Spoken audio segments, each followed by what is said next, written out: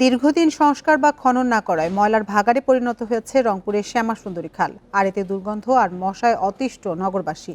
এছাড়াও খালের 2 তীর দখলের অভিযোগ স্থানীয় প্রভাবশালীদের বিরুদ্ধে।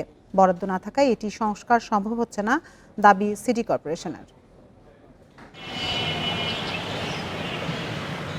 দখল আর দূষণে এখন মৃতপ্রায় 131 বছরের পুরনো শ্যামাসুন্দরী খাল। দীর্ঘদিন খনন না করায় ময়লার ভাগাড়ে পরিণত হয়েছে ঐতিহ্যবাহী এই খাল। খালটির আশপাশে ময়লা ফেলার নির্দিষ্ট কোনো জায়গা নেই, তাই এখানেই তৈরি হয়েছে ময়লার স্তূপ। দুর্গন্ধ আর মশা মাছিতে অতিষ্ঠ এলাকার লোকজন। এতে বন্ধ হয়ে গেছে অনেক ব্যবসা প্রতিষ্ঠান। ময়লা আবর্জনা সব জমি আছে, মশা ডিম পাড়তেছে, দুর্গন্ধ হচ্ছে, মানে এখানে বসবাস করাও অনুপযোগী হয়ে যাচ্ছে। মশার জ্বালায় দিনের বেলা তো টেকাই যায় না, সন্ধ্যা হইলে তো আরো অস্থিরতা অবস্থা। বর্জ্য ফেলার কারণে ক্যানেলটা ভরাট হয়ে গেছে, এটার কোনো খনন কার্য নাই এবং সিটি কর্পোরেশনও দীর্ঘদিন থেকে এটার কোনো সংস্কার করে না। অস্বাস্থ্যকর পরিবেশে ছড়াচ্ছে ম্যালেরিয়া সহ বিভিন্ন রোগ।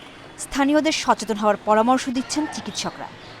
অতি সত্বর এই শ্যামাসুন্দরী খালটাকে পরিষ্কার করে এটাকে প্রবহমান মানে পানির ফ্লো যাতে সবসময় থাকে, পরিষ্কার থাকে, তাহলে এইসব মশামাছির উপদ্রব থেকে এবং এইসব অসুখ থেকে নগরবাসী রক্ষা পাবে।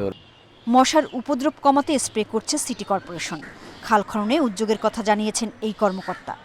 কিছুদিন আগেও এটা পরিষ্কার হয়েছে, আমরা মশার লার্ভিসাইড এটা স্প্রে করা হয়েছে, এটা সংস্কারের জন্য একটা উদ্যোগ নেওয়া হয়েছে, এটা কার্যক্রম চলমান আছে।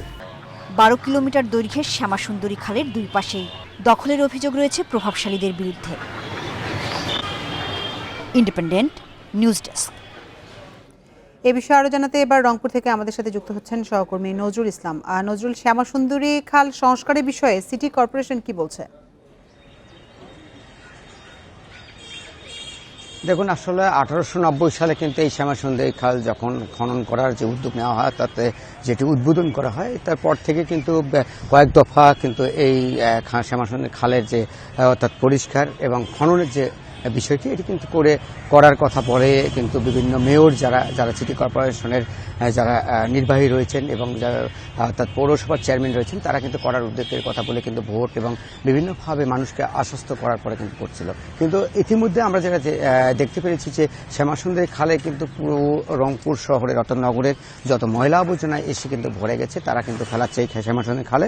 এখানে কিন্তু মশা মাছি এবং বিভিন্ন ধরনের আবর্জনা আপনারা নিশ্চয়ই দেখতে পাচ্ছেন যে রংপুর সিটি কর্পোরেশনে এটি কিন্তু 12 কিলোমিটার দূরে করে কিন্তু একটি শ্যামাসুন্দরী খাল এটি রয়েছে কিন্তু রংপুর নগরীর অর্থাৎ প্রাণ কেন্দ্র দিয়ে। এটি এই খালের উপর দিয়ে কিন্তু অনেক ব্রিজ, কালভার্ট, বিভিন্ন ধরনের বাড়িঘর রয়েছে। এরা কিন্তু আসলে আস্তে আস্তে দখল করার চেষ্টা করছে। এটি উচ্ছেদের জন্য গত কয়েক বছর আগে কিন্তু উদ্যোগ নিয়েছিলেন সিটি কর্পোরেশনের মেয়র, তারপরে কিন্তু এটি আসলে ভেস্তে বসে যায়।